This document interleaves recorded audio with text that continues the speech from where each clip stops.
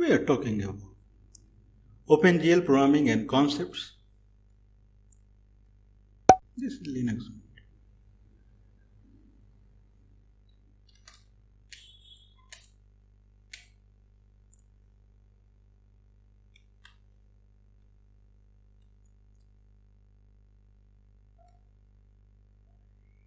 Okay, so OpenGL concepts and programming. So, what is OpenGL and what topics are generally in OpenGL and how OpenGL is available nowadays.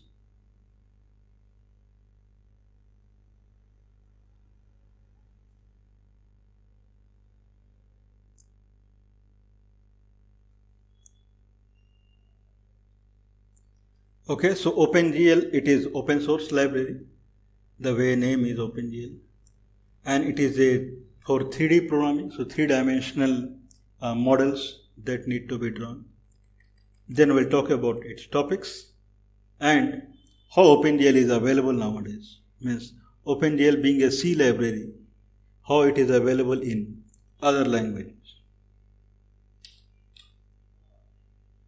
Okay, so OpenGL and open source library 3D. So OpenGL was developed in Silicon Graphics in 1991, and 1993 1.0 was released as C library.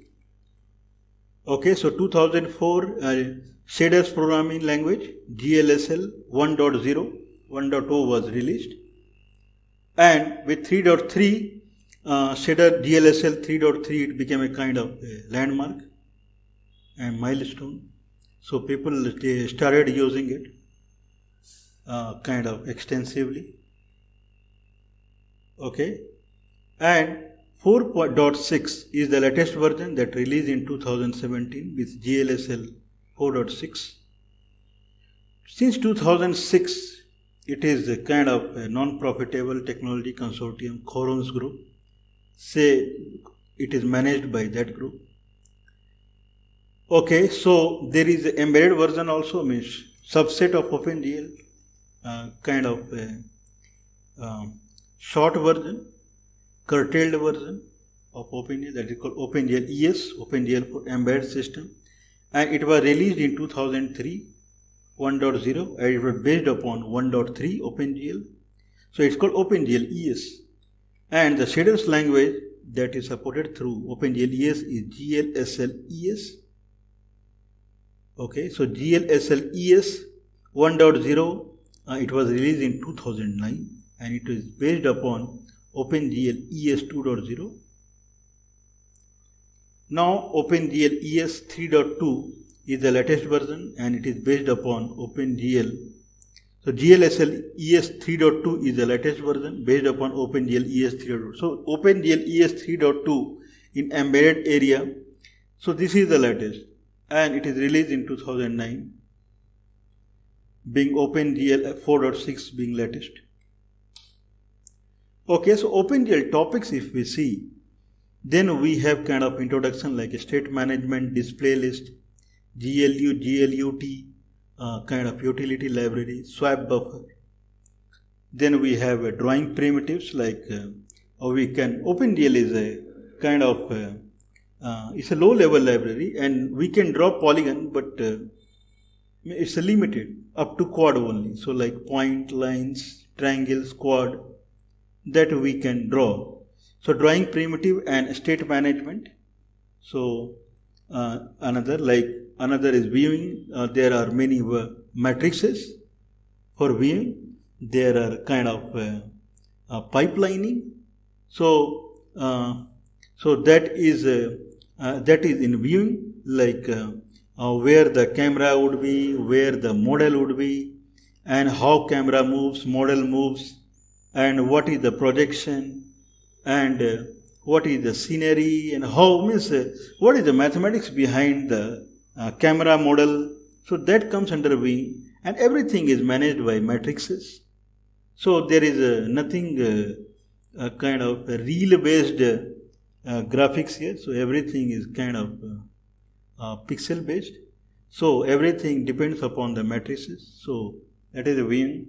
How we can color. So OpenGL is a kind of a game of vertices. So how we can set vertices color, and then we can see that during the rasterization from vertices to surfaces when it is generated, then how coloring happens, and then lightening. So if we specify coloring at the vertices, it gets spanned over the surface.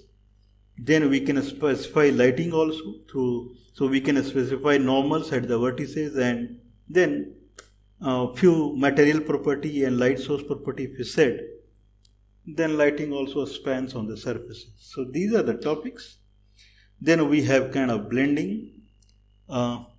If I know the surface color, and if I need to kind of mix with background color, so if there are two colors and if I need to mix it, so that is blending, and like it's called source and destination. Whatever is source and whatever is destination, two layers are there, and what would be the resultant color, so that is blending. So depends upon the what factor, what formula we are using, and the image which is in front, we can take the alpha, and which is behind the scene, we can take 1 minus alpha. So depends upon what factor we want. Okay. Then anti-aliasing fog and polygon offset. So anti-aliasing, like since pixels are positioned, pixels are not kind of analog, it's a digital.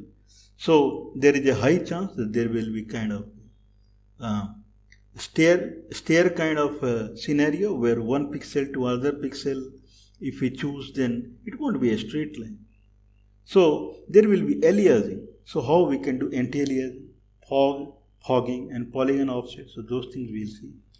Display list. So whatever we draw in OpenGL, it is called immediate mode. So we draw and we get. So other way is we can store all the primitives and all the drawing of functions in a list, and anytime we can display. So either we can store in our list, or OpenGL provide display sheet, that is compiled version. So there is nothing much mathematics here. You just store in the display list, and wherever you want, just execute it. It's a kind of a list.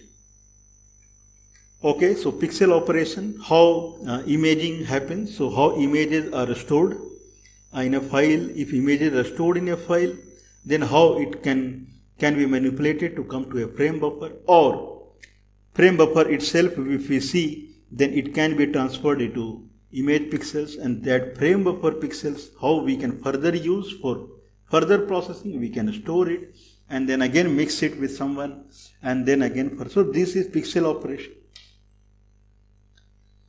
Okay, so texture mapping. So it is kind of one step ahead of the pixel operation, where we have textures, and rather than, so how we with vertices we can, and primitives, so we can have a kind of black and white images, black and white models.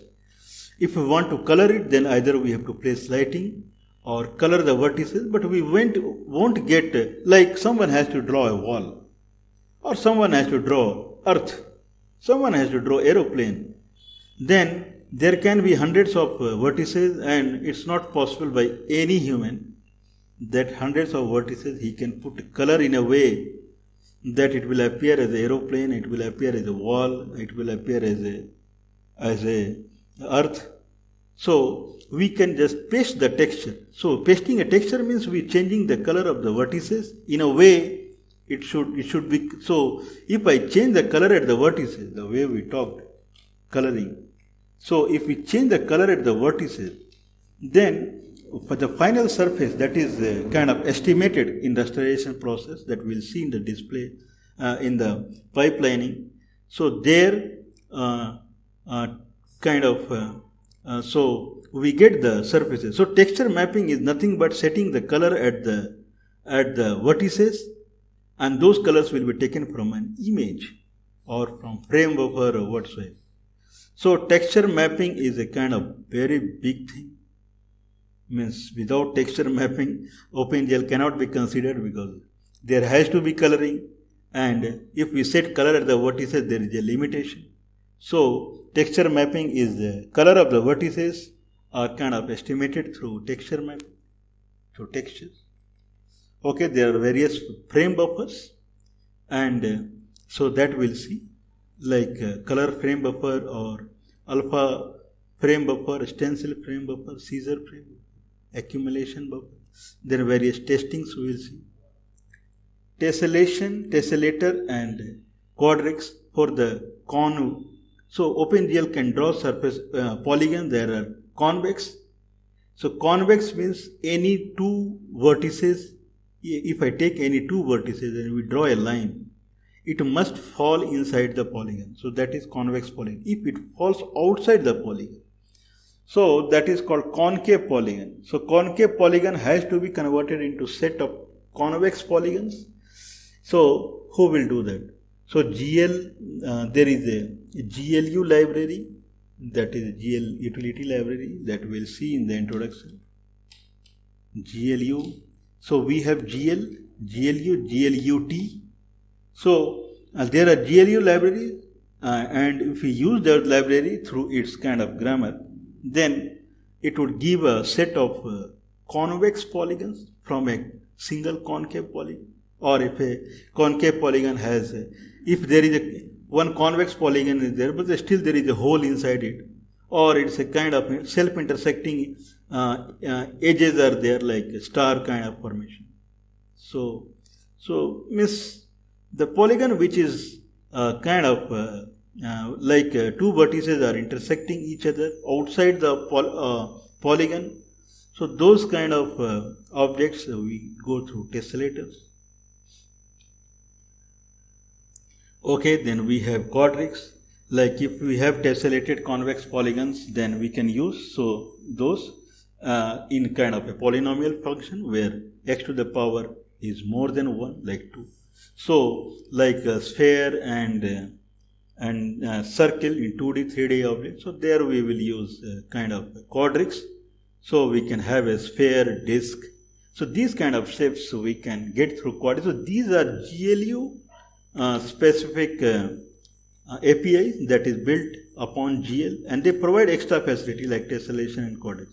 So we have a sphere, we have circle, we have disk, and these polygons, these shapes models are not provided by GL, only up to quad, triangle or lines or points. So tessellator and quadric, evaluator and nerves.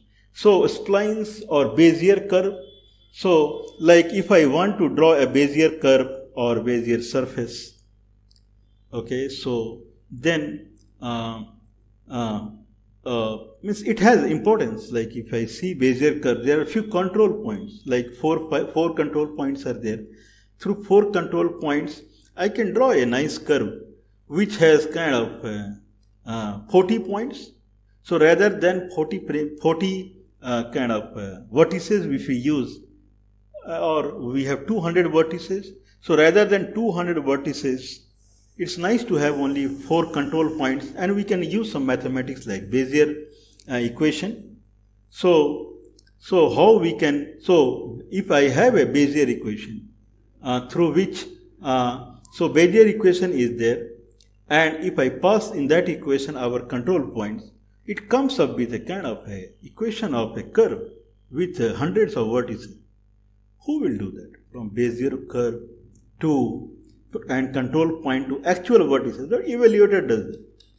So these are kind of, so evaluators are still considered as a kind of low level API. So NURBS, so this is a higher level API which user evaluator. So we can generate even complex shapes. Okay, see OpenGL topics, like we talked about GLSL. Okay, so after some time when OpenGL came as CA library, there is another guy came into called shaders programming. So GPU, graphics processing unit, which is kind of highly advanced in mathematics, doing matrix computation. So OpenGL becomes CPU plus GPU. Earlier it was only CPU. So all the matrix multiplications, they went inside the GPU.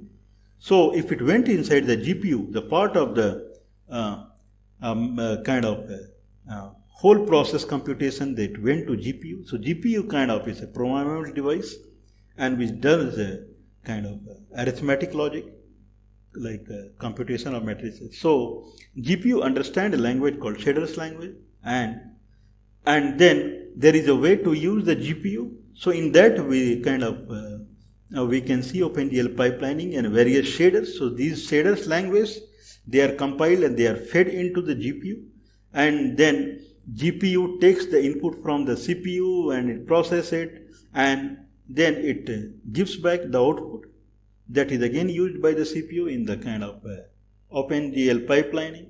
So there are two shaders, vertex and fragment shaders. There are other shaders also, but these two shaders are famous. Vertex is for kind of vertex multiplication, like transformations. And fragment shader is if I have a rasterized pixel, then coloring. Okay, so obviously there is a big topic on the shaders programming, like how we program the shader, what are the kind of qualifiers, what are the storage qualifier, buffer blocks, inter-shader relationship, compiling shaders, and those things. Okay, so drawing with OpenGL. So the way we did the drawing, so like here in the viewing, in the kind of drawing the primitives, we have vertex arrays. So these are famous. Now vertex array is kind of replaced by in OpenShader as kind of VAO and BBO. So I mean, it's this shaders part is more about how we use GPU for the program. So then color pixel and frame buffers. Okay, so similar, and viewing and transform. But how those topics can be done through GPU, viewing, transformation and clipping, texturing. So earlier we were generating texture object and sampler object, and everything was anyway there. So whatever we are doing this without shader, so this is called fixed function pipeline, whereas this is called GLSL program. So in shaders language, then we have light, like we have many models like reward, okay, Phong, bling Phong shadings. So generally we have kind of a lighting when we, especially lighting happens at vertices. We have to specify the normals at the vertices. Then while the kind of doing the rasterization and while doing the coloring.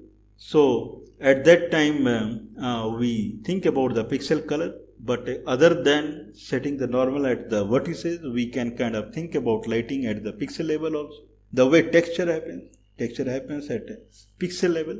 So those models also we'll see. So both models are available, lighting at vertices or lighting at pixel. So one will happen in the kind of vertex shader and one will happen in the fragment shader. Other various shaders like tessellation shader, geometry shader, compute shader. So those are covered here. Okay, so we initiated with the three topics. One is OpenGL, open source library for 3D programming. Another is topics, and one is binding. So what is available in OpenGL? Okay, OpenGL is a C library. Okay, now anyone can kind of call C functions and provide their wrap. Like Python OpenGL, py OpenGL is available, and in Java OpenGL, JOGL OpenGL, Java OpenGL is called. Like in Ada OpenGL, Ada, or if we have web or Java scripting, then WebGL. Okay, we can create a model like so two things are complex. One is texturing. If we talk about texturing, then we talk about complex coloring, that is texture. Another is first is if I have lot of texture, then how we can color. Another thing is how if we have lot of vertices, then how we can color those vertices. So it should look like a model, like earth or wall or aeroplane. But how we can generate hundreds of vertices? First we have to generate hundreds of vertices and then coloring the vertices. So one way is like quadrics. Okay, evaluator nerve. So these falls under generating bunch of vertices following some polynomial formula. So there is a kind of famous utility called blender. I mean, there is a blender here also. Blender. And this blender utility, it generates kind of a list of vertices with texture vertices coordinate, texture coordinate, normal coordinate, everything clubbed together in an object file, and that can be used. So this is blender. So this is used in kind of generating the utility model. Once we generate, then it will have, we can have vertex. I think we can browse. So like that.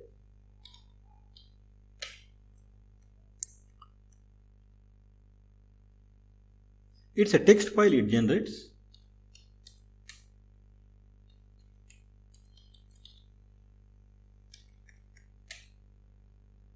Okay, I hope it is here.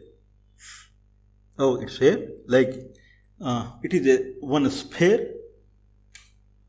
So you can see set of vertices it provides of the sphere, and I believe it is very big. Okay, then texture Vt is texture coordinates it provides. Then Vn is normal coordinates it provides for lighting. That's it. So first it specify all the vertices, texture coordinate word, and then how it will be laid out. Okay, this is a GL primitive with GL triangles. GL triangles means we have to take three vertices. So at particular GL triangle, 182 index of the vertex, 204 index of the texture, and 196 index of the normal. This will become one attribute of one vertex. Like this, second vertex, third vertex. So all three, if we combine, it becomes a triangle. So these many triangles. Okay, it also, I think it's very big.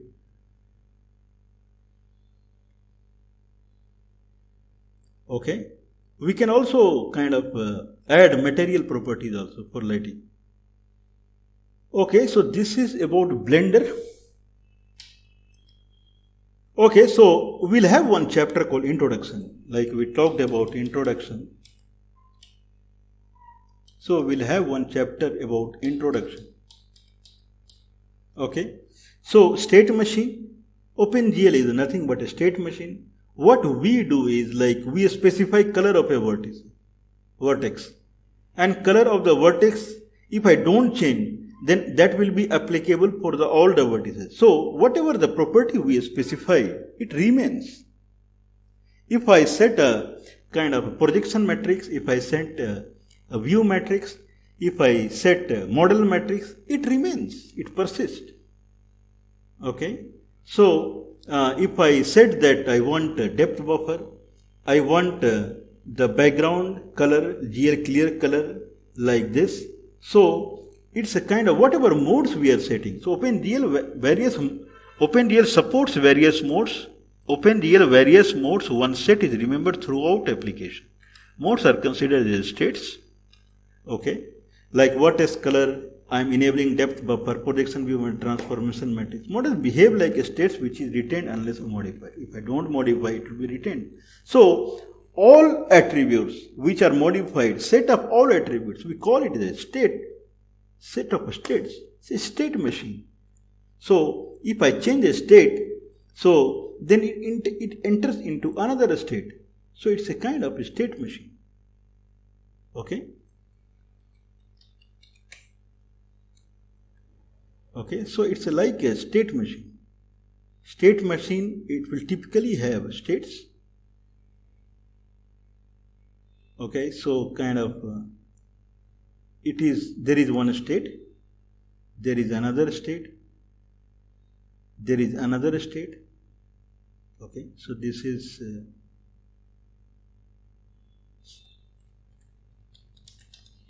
state 1, this is state 2, and this is state 3. and kind of some event happened. There is some event, and because of that event, state 1 triggered to state 2. Again some event happened, and state 2 triggered to state 3, or due to some other event, okay, state 2 triggered to state 1 back.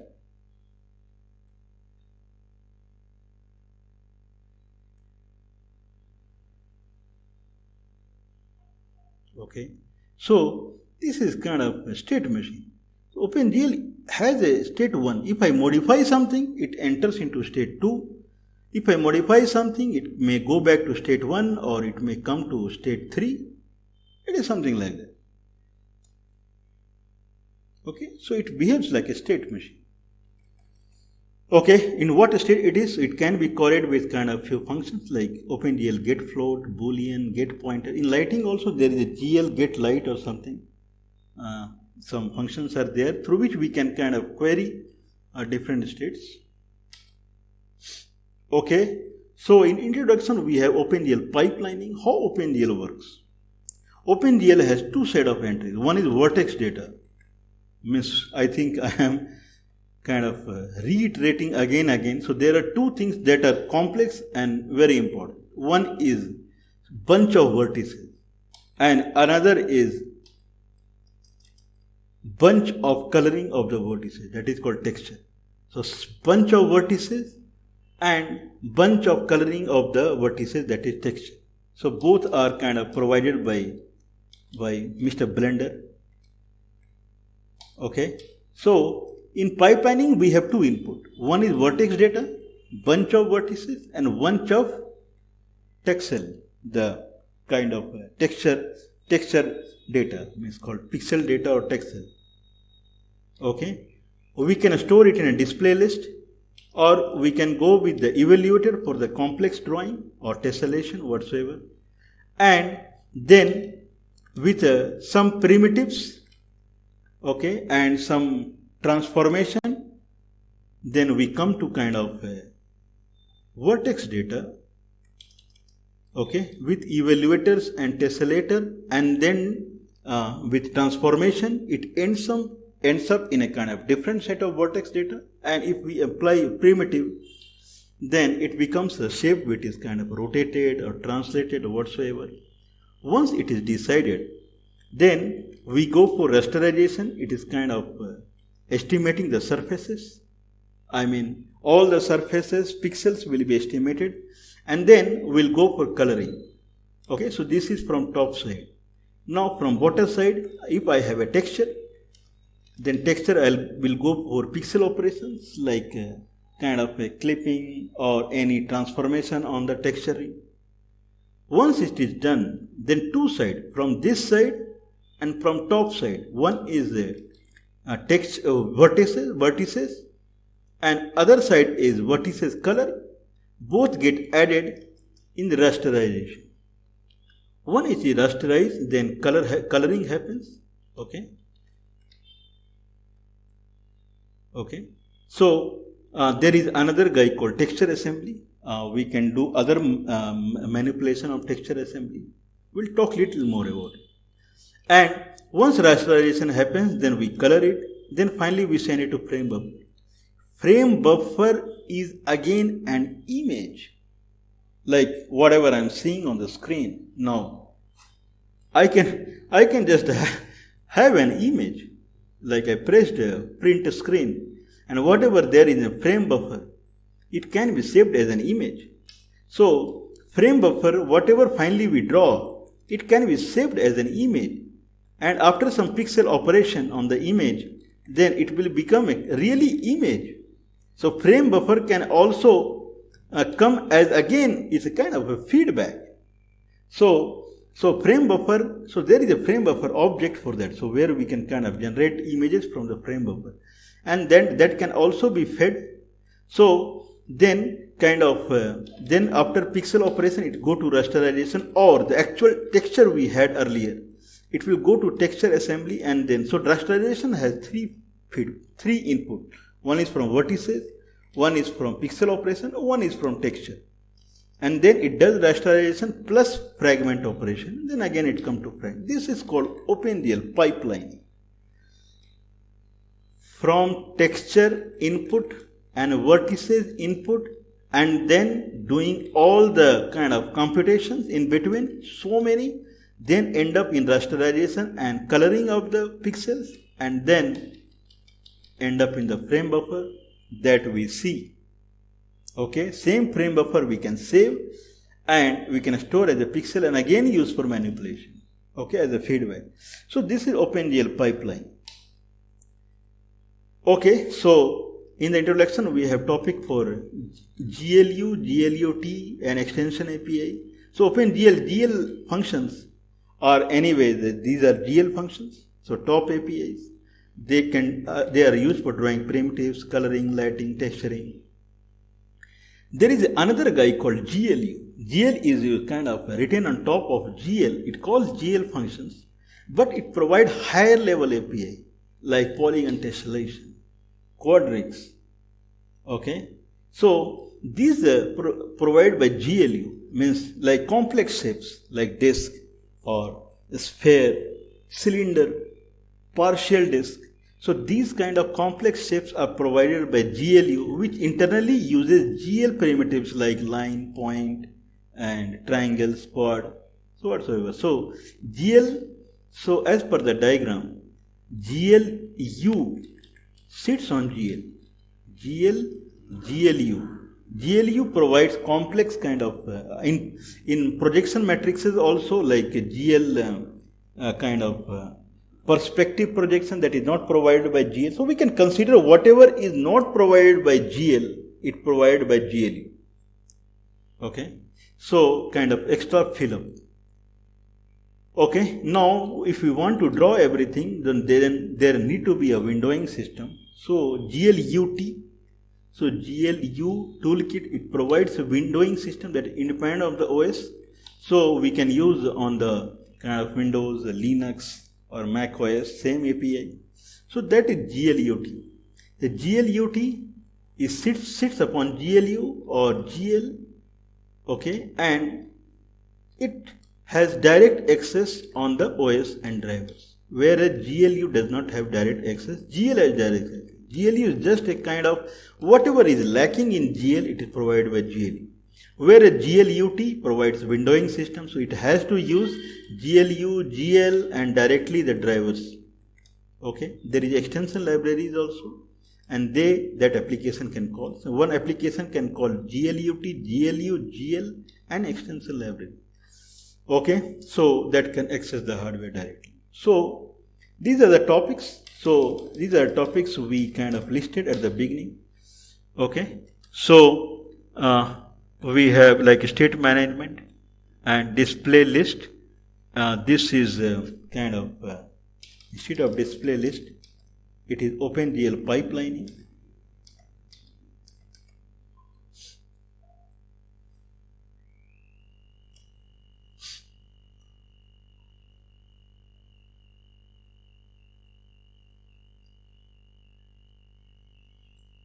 Okay, so what we meant is it is OpenGL pipeline. Or I can just add rather than removing it. So there is another topic called OpenGL pipelining.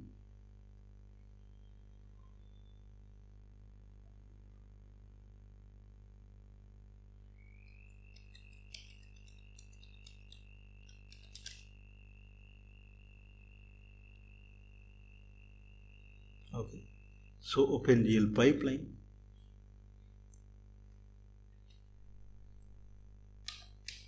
Okay, so state management, OpenGL pipeline, GL2 library and swap buffer. So this is what we are covering in the introduction part.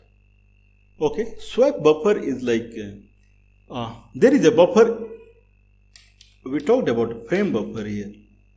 So there is a buffer on which we write and it displays.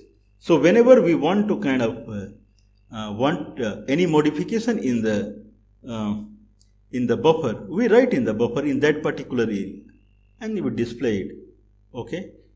For the time being it is written.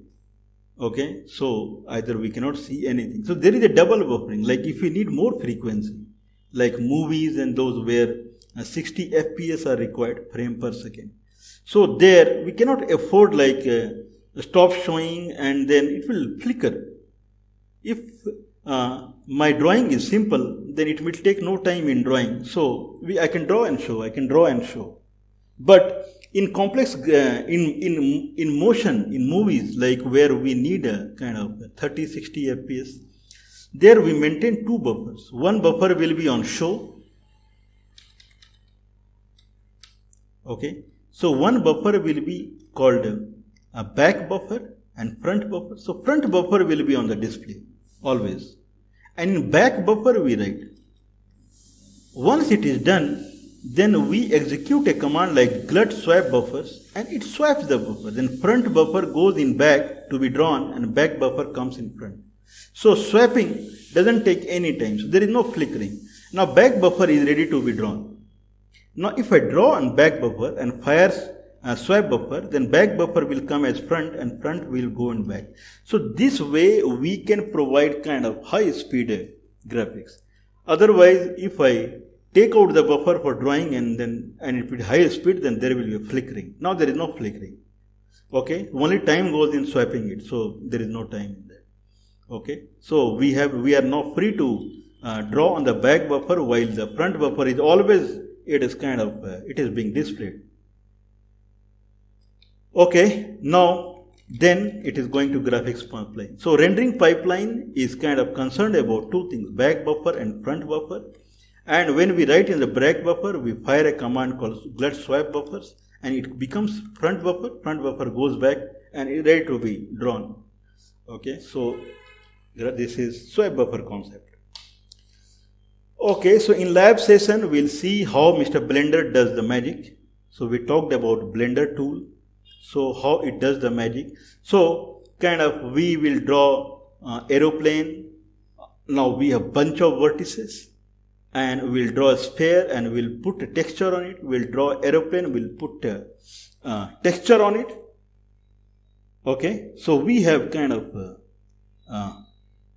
object files for that. We showed.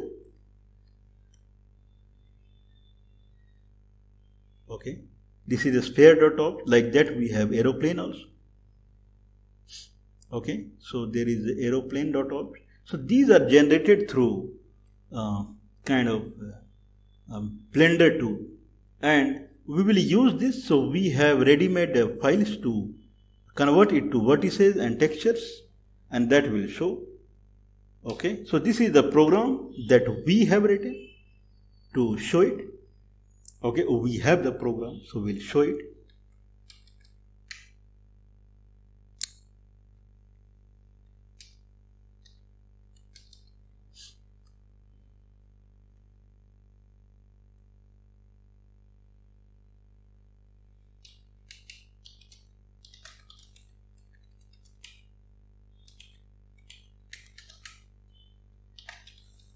Okay, so these are the kind of presentations. This is the file text.py. Okay, so text.py, it uses internal library called OpenGL util, that is we have written, that is also. And then kind of it calls sphere.opt and texture, we have physical world map texture, and then it does kind of other logic and it does the magic. So we are using Python OpenGL, so it can be installed like sudo opt get install Python 3 OpenGL.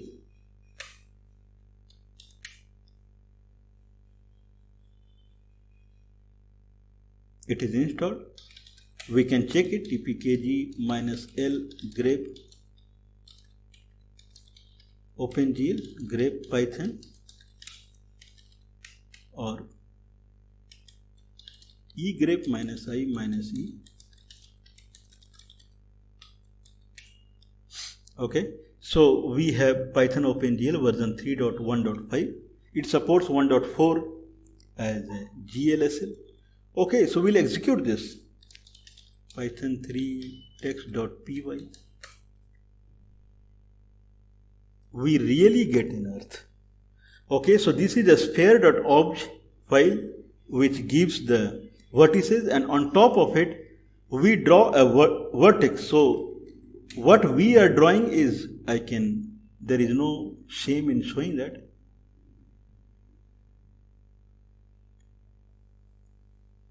Okay, so probably this is the image we are showing. So this is a flat image that went and became a vertices color attribute, and it became like this. Okay, now I can rotate it.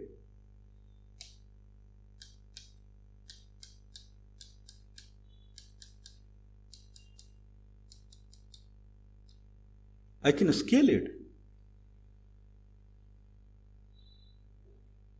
Okay, I can rotate it again.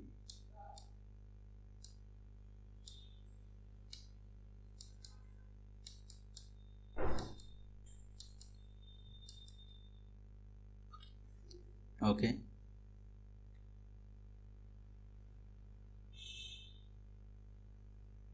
Okay, so this is how it is. So I can scale it back.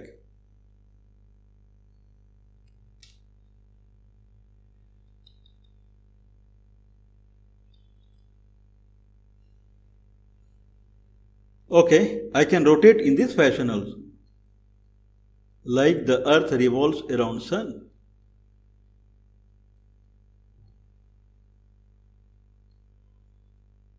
Okay, so it is crossing the projection matrix. I can show the axis. So this is the axis around which it is getting rotated.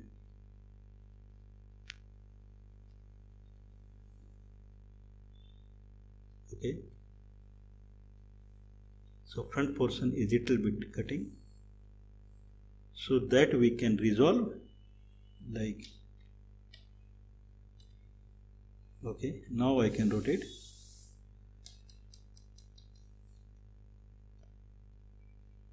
It is rotating on axis. Okay, now there is no cut. That is also shown. Okay, so this is kind of Mr. Earth. Now, it's pretty simple. I can just go and change the object file. Now we have sphere.obj. I can say airplane.obj. Okay, and nothing need to be changed. That's it.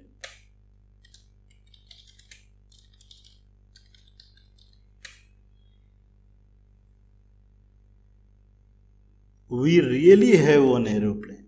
Okay, so this is not fake. We really have one aeroplane. Okay.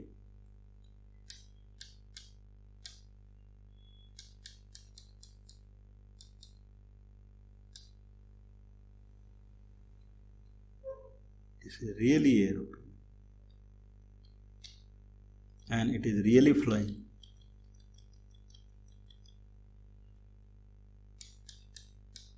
It rotates, then again it can land.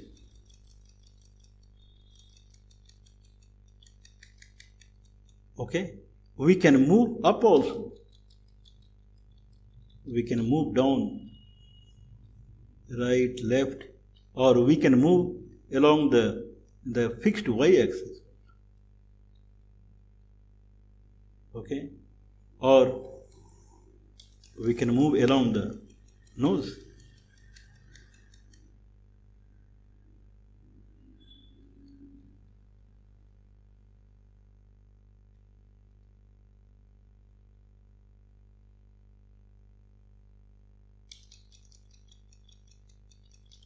Okay, so this is kind of we can do with the modeling through a Blender. Okay, so we talked about swapping. Okay, we can use swapping. So, I mean, there is no problem in using swapping. Let's swap buffer. So, we'll open the program. And here, instead of single, I'll use double buffer. The way we talked. Now, if I use double buffer, when I finished, so display would be kind of finishing the kind of painting. Once I'm done with the painting, I can use glut swap buffers. Glut swap buffers. That's it. It should work.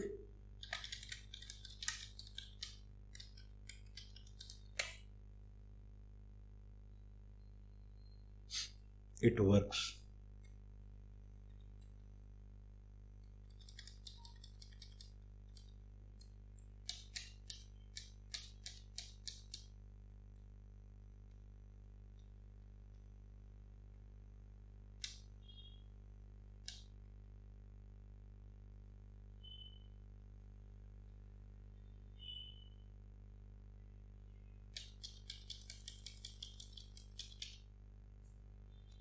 Okay, so we covered all the topics what we scheduled. So we started with the kind of what is OpenGL, its topics, its bindings, and then what is OpenGL, OpenGL ES, all the topics covered in OpenGL, and then its bindings available. Then we talked in introduction part like what is OpenGL, what is the basic functionalities provide. Okay, so in bindings, we talked about Blender as a kind of modeling tool. So through Blender, we have created this modeling object file and we put, okay, I mean, I can change the kind of this like, okay, so there is another, like there is something called yellow world map. So I mean, it is different.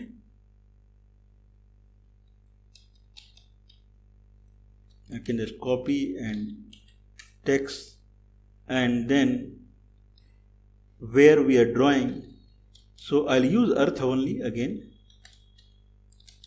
sphere, and here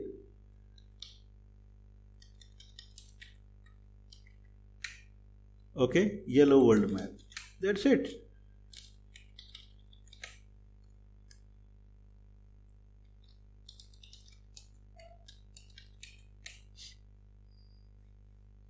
Oh, we have new earth now.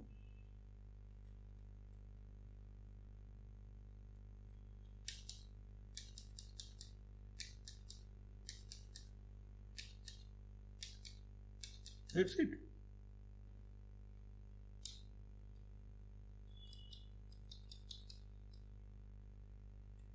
Okay, so we can rotate. Same.